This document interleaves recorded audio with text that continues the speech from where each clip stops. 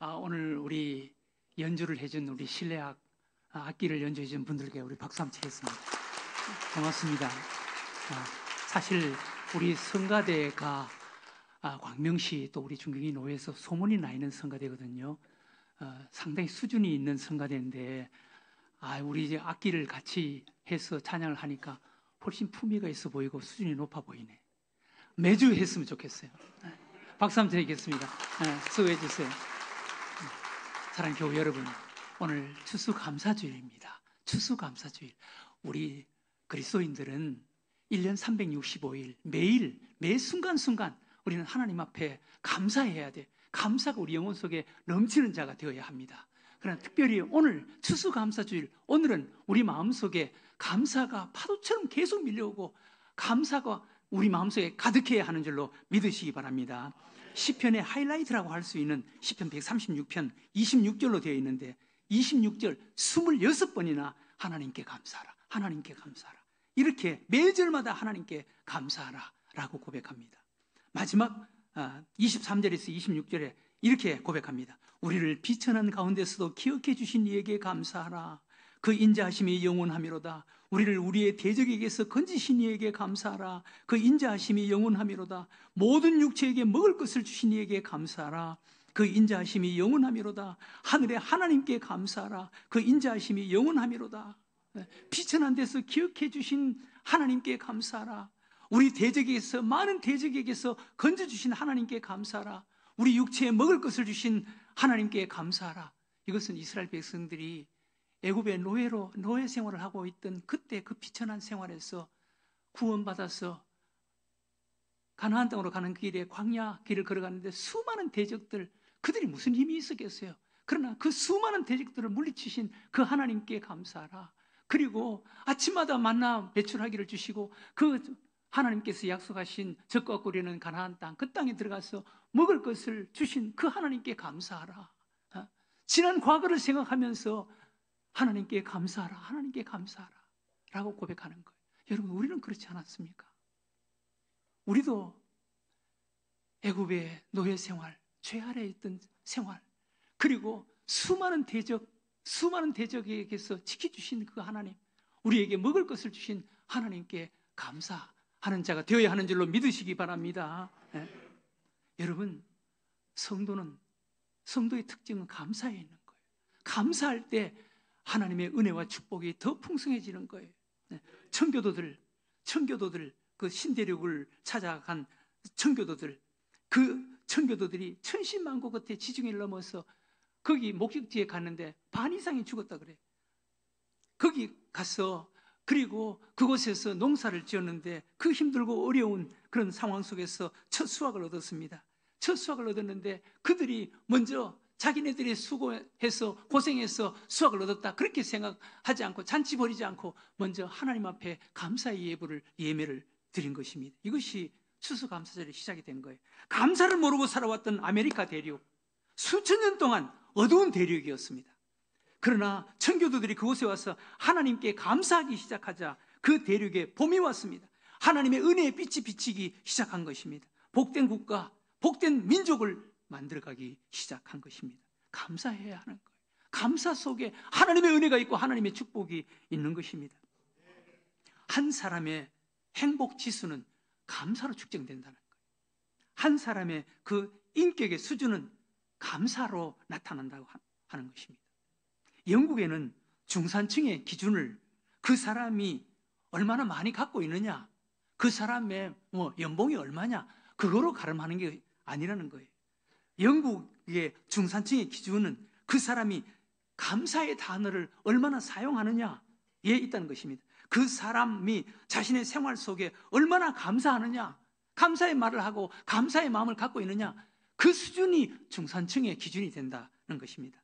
감사가 신앙, 인격, 삶의 수준의 어떤 기준이고 최고봉인 것입니다. 그렇다면 여러분 한번 자신을 한번 생각해 보세요. 나는 얼마나 감사하는 마음이 있는가? 나는 얼마나 하나님께 감사하고 있는가? 나는 얼마나 하나님께 감사의 말을 하고 있는가? 한번 생각해 보세요. 여러분들은 중산층입니까? 아니면 중산층 이하입니까? 얼마나 많이 갖고 있느냐, 그게 기준이 아니에요. 얼마나 감사하고 있느냐, 그것이 우리의 신앙, 인격, 삶의 기준이 되는 것입니다. 네. 여러분, 오늘 우리가 읽은 말씀에 참 슬픈 모습을 소개하는 거예요. 10명의 나환자, 10명의 나환자. 여러분, 나환자 얼마나 고통스럽고 비참합니까? 얼마나 불행했습니까? 그 나환자, 나병의 고통을 당하고 있던 자들이 예수님을 통해서 나병에서 고침받았어요. 나병에서 고침받았어요. 네.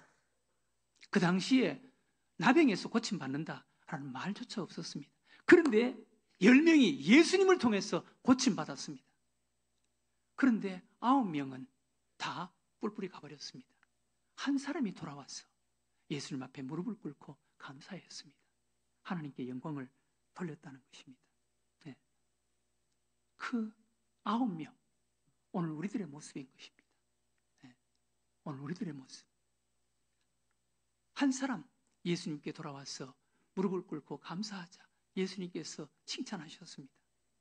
여러분, 감사가 행복이고 감사가 능력이고 감사가 은혜이고 감사가 축복입니다. 그런데 불행하게도 9명은 감사를 몰랐습니다. 정말 소중한 것이 없으면 많은 장점을 가지고 있지만 그 장점은 자랑거리도 아무것도 아닌 것입니다. 네. 감사가 없으면 내가 인간적이고 세상적인 많은 장점을, 많은 것을 가지고 있지만 그것은 아무런 의미가 없다는 것입니다. 요한계시록 2장에 보면 에베소 교회가 소개됩니다. 에베소 교회는 많은 장점들을 가지고 있었습니다. 그런데 예수님 보시기에 가장 소중한 것을 잃어버렸어요. 네, 보세요.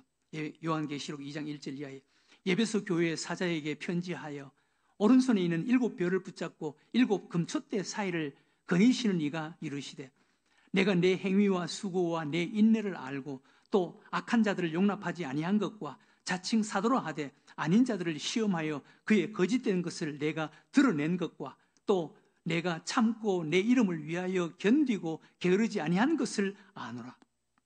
그러나 너를 책망할 것이 있나니 너희 처음 사랑을 버렸느니라. 그러므로 어디서 떨어졌는지를 생각하고 회개하여 처음 행위를 가지라. 만일 그리하지 아니하고 회개하지 아니하면 내가 내게서 내 촛대를 그 자리에서 옮기리라. 여러분, 에베소 교회는 좋은 장점을 많이 가진, 겉으로 보기에는 참 좋은 교회였습니다. 여러분 보세요. 내 행위와 수고와 내 인내를 알고 또 악한 자들을 용납하지 아니한 것과 자칭 사도라 하되 아닌 자들을 시험하여 그의 거짓된 것을 내가 드러낸 것과 또 내가 참고 내 이름을 위하여 견디고 게으르지 아니한 것을 아노라. 여러분, 이만하면 좋은 교회 아닙니까? 오늘날 이런 교회 쉽게 찾을 수 있습니까? 이만하면 좋은 교회입니다. 그런데 예수님께서 그 에베소 교회를 무섭게 책망합니다. 뭐 때문에 책망합니까? 그러나 너를 책망할 것이 있나니 너희 처음 사랑을 버렸느니라. 그러므로 어디서 떨어졌는지를 생각하고 회개하여 처음 행위를 가지라. 만일 그리하지 아니하고 회개하지 아니하면 내가 내게서 내 촛대를 그 자리에서 옮기리라. 촛대를 옮기겠다는 말은 교회를 없애버리겠다는 말이에요. 교회를 없애버리겠다는 말이에요. 여러분, 이것은 교회만 해당되는 말이 아니에요. 이것은 우리 개인에게도 해당되는 말이고 우리 가정에도 해당되는 말이에요. 좋은 장점이 많이 있지만 그러나 그 중에 가장 소중한 것, 사랑이 없다. 그러면 좋은 장점, 그거 아무런 의미가 없다는 거예요. 그 필요 없다는 거예요. 에베소 교회가 그랬습니다. 첫사랑, 그거 어디서 잃어버렸는지, 어디서 떨어졌는지 그거 찾아라. 회복해라. 그렇지 않으면 너희들에게 그 많은 좋은 장점들을 많이 가지고 있지만 교회를 없애버리겠다는 거예요. 교회를 옮겨버리겠다는 거예요. 이거는 우리 개인도 마찬가지고 가정도 마찬가지. 소중한 것을 알아야 하는 거예요. 네. 여러분, 우리 삶 속에 가장 소중한 것은 감사하는 마음이에요. 하나님께 감사하는 마음인 줄로 믿으시기 바랍니다. 네. 오늘 9명의 모습, 참 불행한 모습이에요.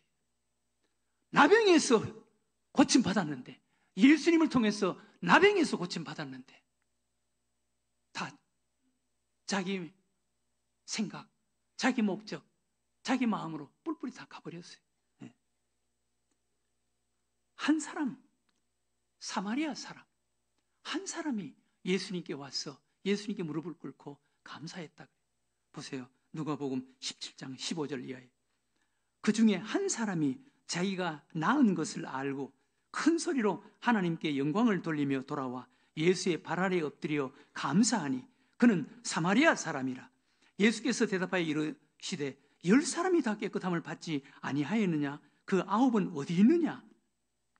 이 이방인 외에는 하나님께 영광을 돌리러 돌아온 자가 없느냐 하시고 그에게 이르시되 일어나 가라. 내 믿음이 너를 구원하였느니라 하시더라.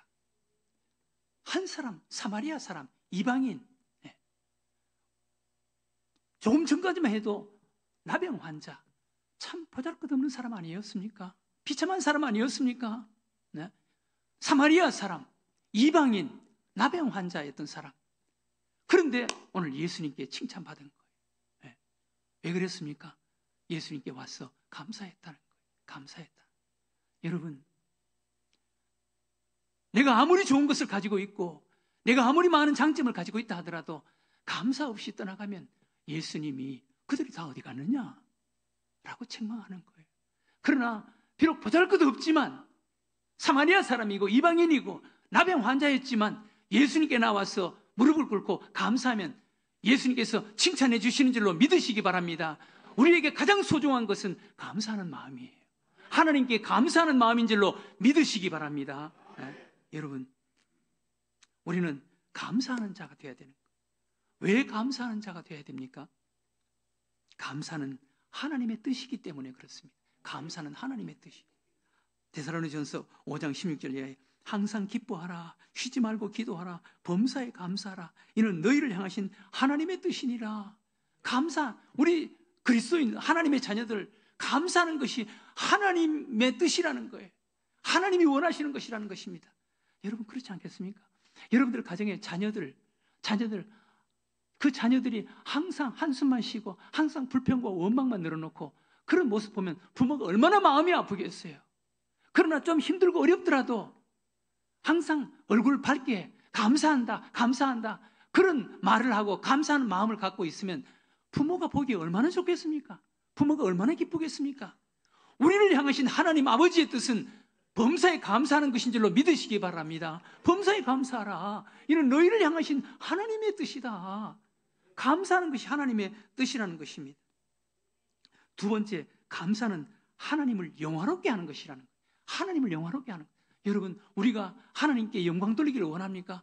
감사하는 마음, 감사하는 말을 하고 감사 생활을 하는 것, 그것이 하나님께 영광 돌리는 것이라는 것입니다. 시편 50편 23절, 감사로 제사를 드리는 자가 나를 영화롭게 하나니 그 행위를 옳게 하는 자에게 내가 하나님의 구원을 보이리라. 감사하는 자가 하나님께 영광 돌리는, 감사하는 자가 진정한 그리스도인이라는 것입니다. 오늘 우리가 읽은 말씀에도 누가복음 17장 15절 이하에 그 중에 한 사람이 자기가 낳은 것을 보고 큰 소리로 하나님께 영광을 돌리며 돌아와 예수의 발 앞에 엎드려 감사하니 이는 사마리아 사람이라. 예수께서 대답하여 이르시되 10사람이 다 깨끗함을 받지 아니하였느냐? 그 9은 다 어디 있느냐? 이 이방인 외에는 하나님께 영광을 돌리러 돌아온 자가 없느냐 하시고, 감사하는 것이 하나님께 영광을 돌리는 것이라는 것입니다. 네. 여러분, 정말 우리가 하나님을 기쁘시게 하고 하나님께 영광 돌리는 진정한 그리스도인의 모습으로 살기를 정말 원한다면 그냥 감사하는 자가 되는 거예요. 감사하는 마음을 가지고 감사하는 말을 하고 하나님 앞에 감사의 예물을 드리고 감사 생활하는 거예요. 이것이 진정한 그리스도인의 표신 줄로 믿으시기 바랍니다. 우리가 감사하는 세 번째 이유는, 감사는 하나님이 함께하는 능력이 되기 때문에 그렇습니다. 여러분 감사해 보세요. 하나님이 함께 하십니다. 하나님의 은혜가 임합니다. 하나님의 능력이 나타납니다. 다니엘서 6장 10절에 다니엘이 이 조서에 도장이 찍힌 것을 알고도 자기 집에 돌아가서는 윗방에 올라가 예루살렘으로 향한 창문을 열고 전에 하던 대로 하루 3번씩 무릎을 꿇고 기도하며 그의 하나님께 감사하였더라. 하나님께 감사하니까 하나님께서 그 굶주린 사자의 입을 하나님께서 막아주신 거예요. 하나님께서 다니엘과 함께 해주신 거예요. 여러분, 감사하는 자에게 하나님께 감사하는 자에게 하나님 함께 해주시지 않겠습니까? 하나님이 함께 하시는 줄로 믿으시기 바랍니다. 여러분, 벳사 광야에 예수님 손에 들려진 보리떡 5개와 물고기 2마리, 거기에 남자만 5,000명, 여자와 어린아이들 합하면 2만 명이라는 그런 이야기가 있습니다. 그 2만 명이 되는 군중들 앞에 예수님에게 손에 들려진 것은 어린아이의 도시락, 보리떡 5개와 물고기 2마리. 여러분, 거기 어린아이만 도시락 가져왔겠어요? 도시락 가져와는 사람들 없었겠습니까? 안 내놓는 거예요. 예수님이 그걸 모르시겠어요? 아십니다. 그런데 어린아이가 내놓은 보리떡 5개와 물고기 2마리, 그것을 손에 잡고 예수님께서 감사기도 드렸다. 거기에 기적이 일어난 줄로 믿으시기 바랍니다. 감사하는 곳에 기적이 나타나는 거예요. 네. 여러분, 빌립보 감옥에 바울과 실라, 거기에 기도하고 찬송 불렀다. 감사하는 마음 아니겠습니까? 감사하는 마음. 그러니까 거기에 성령님이 임재하시는 거예요. 함께 하시는 거예요. 여러분, 어떤 상황 속에서든지 감사하는 마음이 있으면 거기에 하나님이 함께 하시는 줄로 믿으시기 바랍니다. 감사하는 곳에 하나님이 함께 하시는 거예요. 네. 그런데 오늘날 이 시대는 감사를 잊어가고 있어요. 감사가 떠나갔습니다. 감사가 사라져가고 있습니다. 이것이 오늘날 이 시대를 살아가는 우리들의 불행인 것입니다. 네. 사랑하는 교회 여러분, 세상 사람들은 감사가 없이 살아간다 하더라도 우리는 감사를 회복하는 자가 되어야 하는 줄로 믿으시기 바랍니다. 네. 빌 헤름이라는 사람은 이렇게 말을 했습니다.